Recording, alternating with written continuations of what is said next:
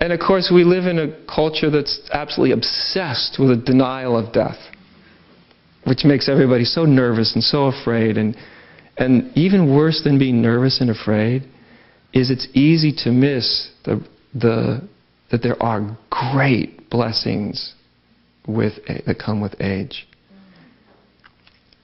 That certain things fall away that are wonderful. You're thrilled to have them fall away. Certain obsessions, certain, wondering. Some people falls away, but some people it doesn't. You stop worrying about what people think of you.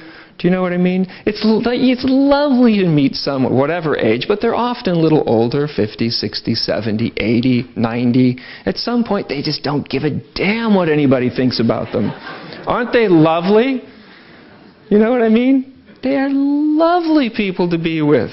They don't care one hoot what you think about them, which makes them so approachable, so lovable, so deep and so rich. And there's many things that even the physicality becoming less robust and stuff. Of course, there can be many difficult challenges with that, but there's a lot of things that happen with that are extraordinarily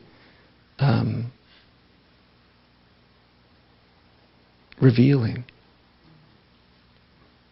Unfortunately, in our culture, we've lost what many of the more traditional cultures had. They're losing it too, but certainly had at some point, which there's the realization that, in many traditional cultures, the people of wisdom were thought to be the elders. That living a long time, not just living a long time and collecting experience, that's good too, but living a long time to where you start to become to grips with death on many different levels. You become less attached and less attached and less attached and less. The less attached you become, the more wise you become. And in traditional cultures, they knew that. They recognized that. They watched people age and they realized, like, wow, a lot of them get way wiser when they get older. They recognize that. In our culture, we have almost no recognition of that whatsoever. It's quite a pity. It just derives out of our fear of our own mortality. But nonetheless, I don't want to get caught. You could go in so many directions with this. Okay. But certainly, enlightenment is absolutely intrinsically linked with death. There is no deep, lasting liberation without death, without dying before you die, without the psychological self giving way. They're intimately linked. You don't get one without the other. They're absolutely linked together. That's why I'm bringing it up. That's the importance of it. And you can't make it die. But you can watch that it's continually in the process of dying. Do you know? Then you realize you don't actually have to work so hard at getting rid of anything. You just watch and notice that its tendency is to get rid of itself. And then you'll watch your conditioned self try to keep that from happening.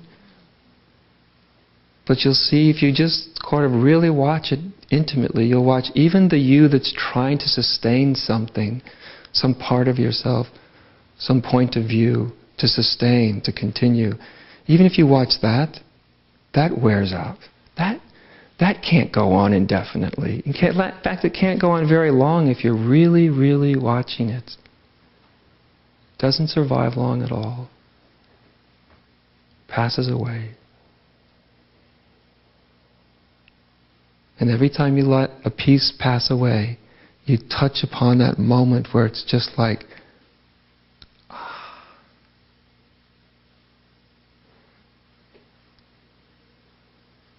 freedom.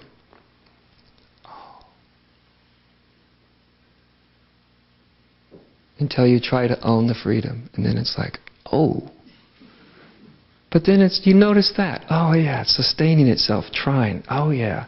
And you just watch that, and it gives way again. It just dies, because it's the nature of everything to die. You don't have to kill it. It passes. Oh, again, freedom.